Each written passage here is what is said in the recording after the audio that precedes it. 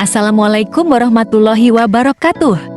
Perkenalkan saya Naswa Wulandari Aziz dengan NPM 232151067 kelas 2023 BITA dari Prodi Pendidikan Matematika, Fakultas Keguruan dan Ilmu Pendidikan. Untuk pertemuan hari ini kita akan membahas mengenai bilangan bulat. Nah, sebelumnya kamu udah tahu belum apa sih bilangan bulat itu? Belum. Oke. Nah, untuk bilangan bulat itu sendiri adalah bilangan yang dapat ditulis tanpa komponen desimal atau pecahan.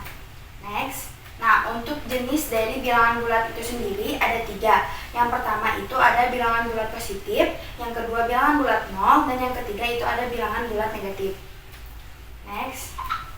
Lanjut, ada 3 sifat mengenai bilangan bulat, yaitu yang pertama sifat komutatif, yaitu saat posisi 2 bilangan bulat dapat ditukar dan hasilnya tetap sama. Contohnya tuh kayak A ditambah B itu sama aja kayak B ditambah A, nah kayak gitu. Terus untuk sifat yang kedua itu ada sifat asosiatif, yaitu ketika 2 bilangan bulat mendapat hasil yang akan tetap sama terlepas dari bagaimana mereka dikelompokkan. Contohnya A ditambah B ditambah C sama aja kayak A ditambah B ditambah C. Nah, terus yang ketiga itu ada sifat distributor, yaitu ketika bilangan dikalikan secara pelangi atau bisa disebut juga secara SCTP. Contohnya tuh kayak A ditambah B dikali A dikurangi B. Itu akan menghasilkan A kuadrat dikurangi B kuadrat. Nah, kayak gitu. Kita lanjut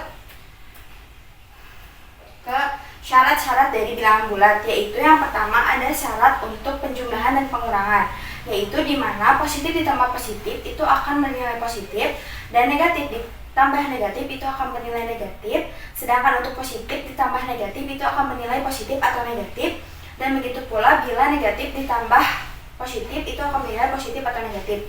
Nah, syarat untuk penjumlahan ini juga berlaku untuk pengurangan. Sedangkan untuk syarat perkalian dan pembagian itu ada sedikit berbeda, yaitu di mana positif dikali positif itu akan bernilai positif, negatif dikali negatif itu akan bernilai positif, positif dikali negatif itu akan bernilai negatif, dan negatif dikali positif itu akan bernilai negatif. Sama halnya seperti pembagian.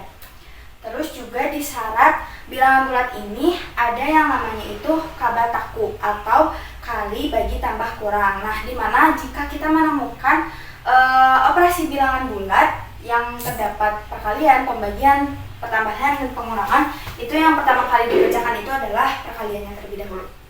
Tapi kalau misalkan ada tanda kurung sebelum kabataku itu yang didahului. Nah, kalau misalnya ada tambah kurung seperti ini, itu yang didahulukan itu yang terdapat di dalam tanda kurungnya, meskipun misalnya di dalam tanda kurungnya itu operasinya itu penjumlahan bukan perkalian. Nah, tapi tetap yang dikerjakan dahulu itu adalah yang dalam tanda kurung. Oke, kita lanjut ya. Yang selanjutnya itu ada operasi hitung dalam bilangan bulat, yaitu yang pertama itu ada penjumlahan, di mana dibagi menjadi 3, yaitu positif dan positif, positif dan negatif, dan negatif dan negatif. Contohnya nih,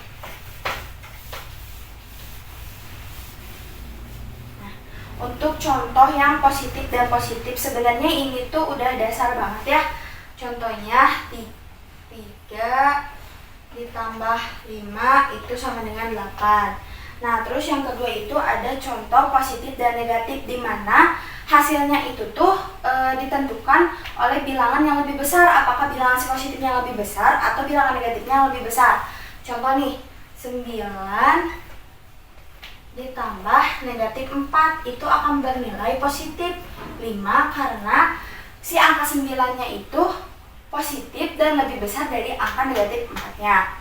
Terus yang selanjutnya itu ada negatif dan negatif, yaitu contohnya seperti negatif 3 dikurangi ditambah negatif 3 itu akan menghasilkan negatif 6, di mana si negatif ini itu dimisalkan seperti hutang. Jadi hutang ditambah hutang itu si hutangnya akan membesar. Sama halnya seperti pengurangan. Nah, untuk selanjutnya itu ada perkalian. Yang pertama itu ada perkalian positif dan positif. Contohnya 2 dikali 3 itu akan menghasilkan bilangan positif 6.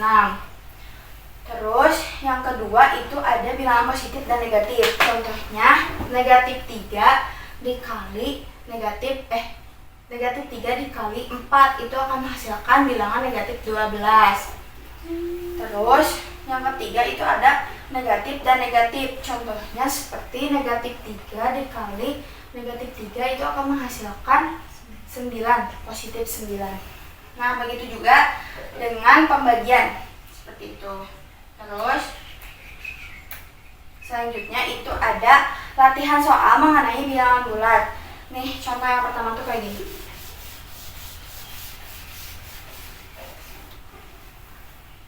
Contoh yang pertama itu seperti 4 dikali 13 dikurangi 9